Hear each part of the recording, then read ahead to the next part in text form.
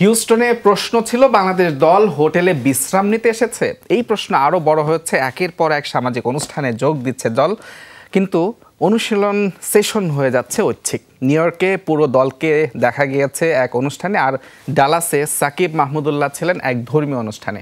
Dallas থেকে এই বিষয়ে আরও বিস্তারিত জানাচ্ছেন সহকর্মী তাহমিদ অমিত। তাসকিন আহমেদ অনুশীলন করছেন একা একা নেটের মধ্যে। যে জায়গাটিতে বাংলাদেশ দলের অনুশীলন প্রথমে জানানো হয়েছিল বাংলাদেশ দল অনুশীলন করবেন তাসকিন আহমেদ নিউ ইয়র্কে, ভুলক্রমে তারপর দেওয়া হয়েছিল ডালাসের গ্র্যান্ড পেরি স্টেডিয়ামে অনুশীলন করবে। পরে জানানো হয়েছে আবহাওয়া বৈরী হওয়ার কারণে এই ইনডোরটাতে অনুশীলন করবে, যেখানে তাসকিন আহমেদ একা এসছেন অনুশীলন করবার জন্য। মাত্র 3জন কোচিং স্টাফ সেখানে আছেন।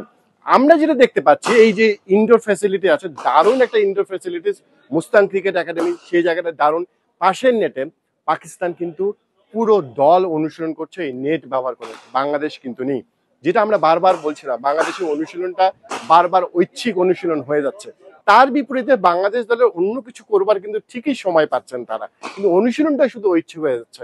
কয়েকদিন আগে নিউ ইয়র্কের এই ছবিটা যদি আপনারা দেখেন, কিছুটা অবাকই হবে যে ম্যাচের আগে সেখানে নিউ ইয়র্কে একটা অনুষ্ঠানে সাকিব আল হাসানরা অন্য ক্রিকেটার দলের সবাই সেখানে একটা অনুষ্ঠানে মিলিত হয়েছেন, সেখানে খাবার খাচ্ছেন, ভাত খাচ্ছেন। এই ছবিটা অনেকে অবাক করেছে।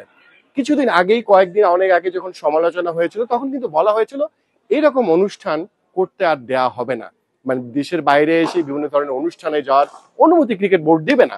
জানা নেই এই অনুষ্ঠানের অনুমতি ক্রিকেট বোর্ড দিয়েছে কি দেয়নি। মজার বিষয়, এই ডালাস আসার পর এই ছবিটা দেখেও অনেকে অবাক হয়েছেন। ধর্মীয় একটা অনুষ্ঠানে কাজে সাকিব আল হাসান মাহমুদুল্লাহ গিয়েছিলেন। কথা হচ্ছে ক্রিকেটাররা প্রায় এই জাতীয় অনুষ্ঠানে তারা অংশগ্রহণ করছেন, কিন্তু অনুশীলনে তাদের দেখা যাচ্ছে না।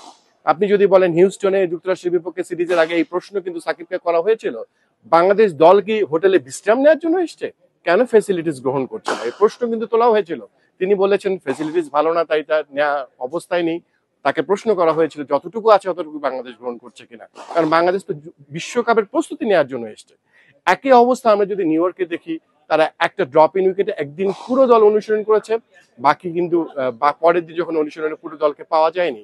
একই অবস্থা ডালাসে এসছে, পরদিন অনুশীলনে পাকিস্তান দল এই নেটে অনুশীলন করতে পারে, কিন্তু বাংলাদেশ পারে না। কেন পারে না?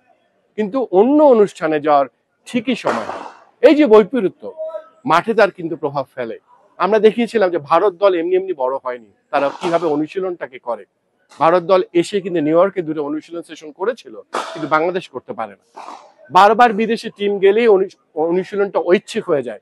স্টিভ রোডসের চাকরি নাকি এই জন্যই চলে গিয়েছিল, তিনি নাকি এটা মেনটেন করতে পারেন না, কড়া হেডমাস্টার পারেন না। হাতুরু সিং এরও একই অবস্থা। বাংলাদেশ দলের এখনো তাসকিন আহমেদ একা অনুশীলন করছেন, চান্দিকা হাতুরু সিং সেখানে নেই, বোলিং কোচ আছেন, একা একা বোলিং করছেন। এই হচ্ছে অবস্থা। অন্য অনুষ্ঠানে যাওয়ার সময় থাকছে, জানি না এতগুলো অনুষ্ঠান কবে শেষ হবে, কিন্তু অনুশীলনে ঠিক সময় নেই বাংলাদেশ দল। কেন? উত্তরটা দেবে কে? তাহমিদ, যমুনা স্পোর্টস, ডালাস, যুক্তরাষ্ট্র।